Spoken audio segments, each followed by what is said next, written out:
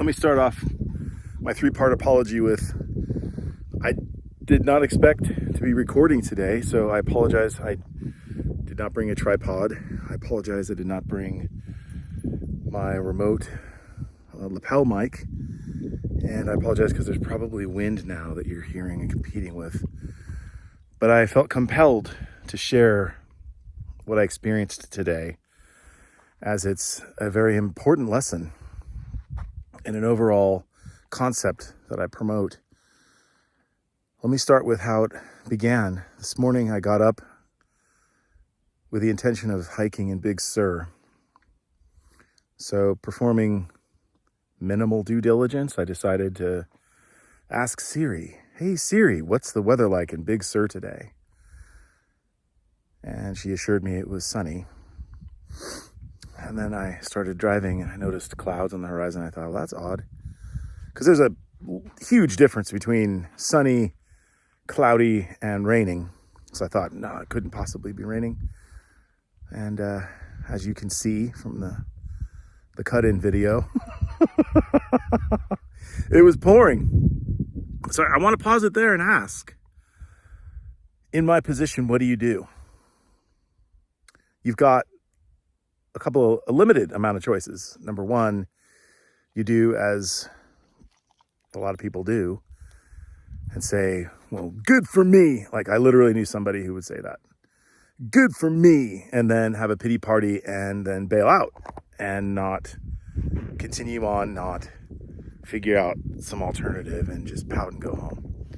Well, obviously that's not my style. And then you've got a secondary kind of midway point where you go, okay, I'm going to figure out something else to do outside of the rain, and I'll hunker down where I am here in the rain and make the most of it. Maybe go to the Big Sur Tap House. What's up to my family at the Big Sur Tap House?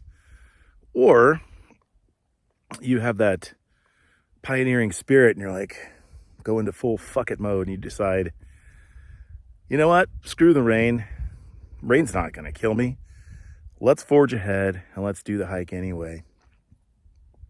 And I took C, Plan C, lovingly referred to as Plan B in my lectures. And the anecdote that I use is no one's ever told a great story about how Plan A worked out. There's nothing compelling about that. The real great stories are all about Plan B. Overcoming obstacles, etc. So I just want to give you kind of the just rewards of my level of thinking, and then we'll drill down on how this type of thinking, with the combination of versatility, adaptability, and creativity, leads everyone to a better space, a unique space. And evidence of that is I've ran into 3 people on this hike. Normally it's pretty packed. And 2 of the people I ran into were awesome and actually knew of Red Kite Movement, which is crazy. It's universe stuff, and are likely in the class that I'm teaching right now. So at any rate, without further ado, let me show you what Plan B, living in Plan B, gets you.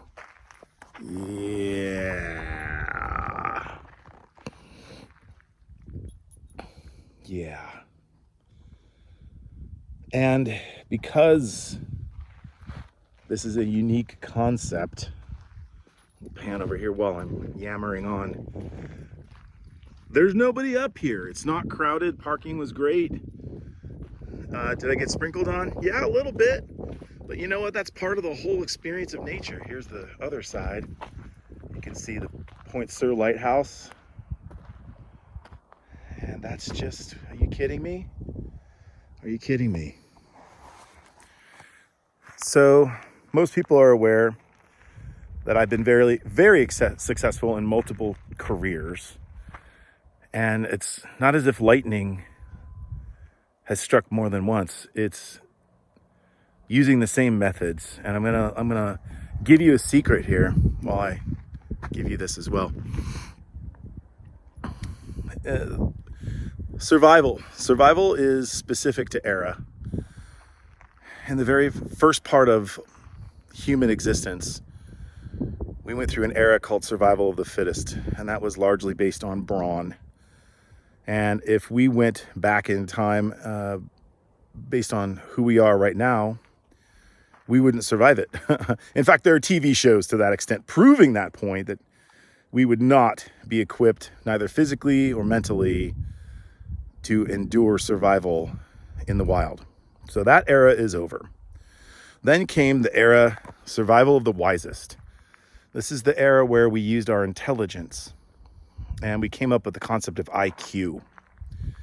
And we used our IQ, our intelligence quotient, to create, to innovate, to allow us humans to invent things. That's where technology comes in.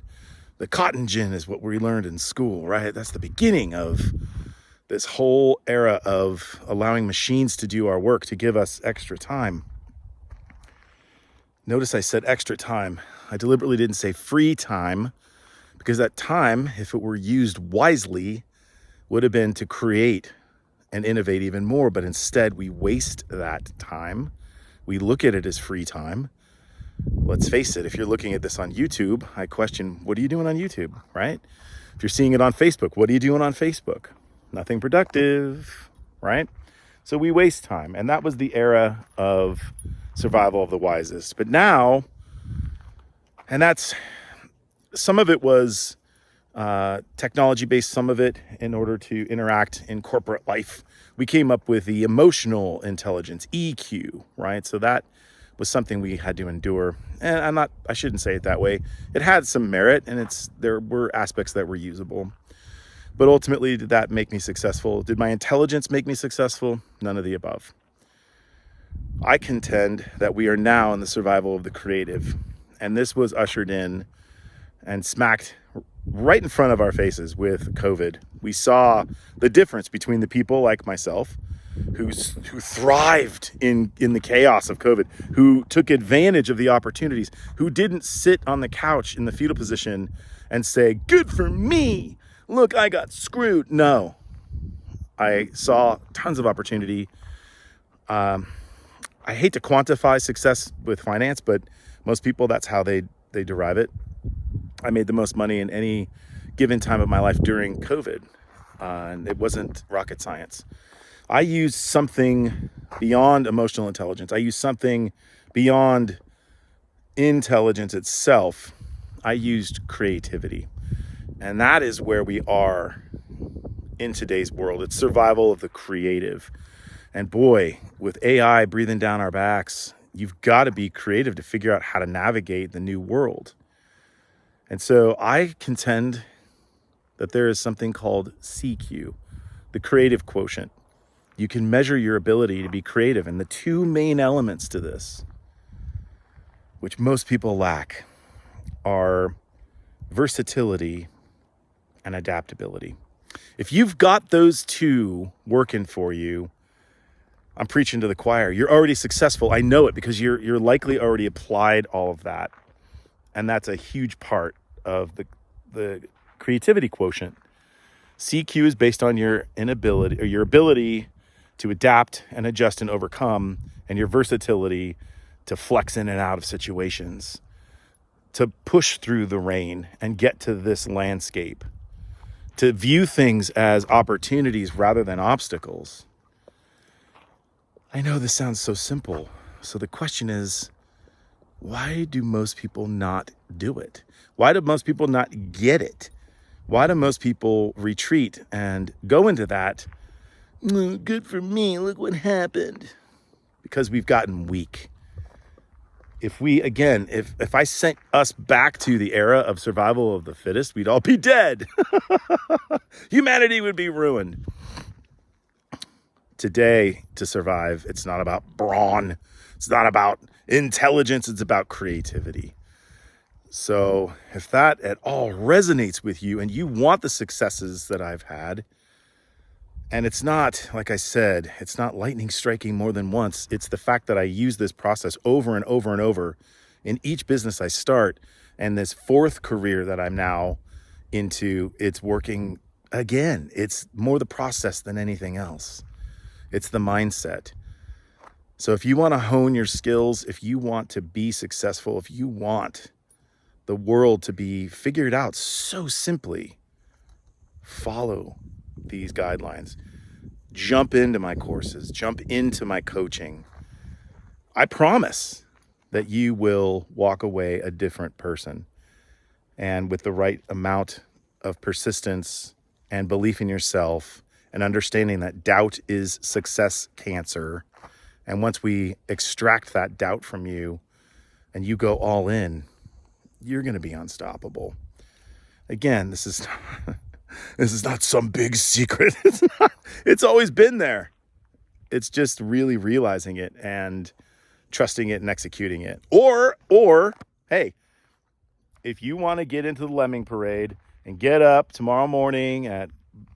a.m., your alarm goes off, you guzzle down coffee, you sit in your effing car in the lemming parade on the way to a job that you hate because you purchased a home and now you're slave to your mortgage, and you're en route to retiring when you're decrepitly old and not enjoying your retirement life, and ending up looking up at me as your death doula, holding my hand, squeezing it hard and saying, damn it, I'm dying with the worst pain I possibly could die with. And that's the pain of regret. The regret of not shooting my shot when I had an opportunity. Instead, I followed nose to asshole with the person in front of me because that's what I thought I was supposed to do. Where were you back when I could have gained the lesson of using my creativity, my versatility, my adaptability to shift my future and to absolutely change the outcome of my life? And the answer is I've always been here. But most people are just too wrapped up. They're busy wasting their free time, and they're married to the old mythology of the American dream. Birth, school, work, death. I got news for you. I opted out of that, and I couldn't be happier. And now my mission is to help you. I look at it like Maslow's hierarchy of needs. I have fulfilled all of mine. I'm at the top. I'm at the level of self-actualization and beyond. There is the next step to Maslow's hierarchy, and that is to reach down, take my hand, and bring you back up to where I am, because where I am ain't so bad. I hope this really resonates with you, and I hope to see you soon. I love you. Take care.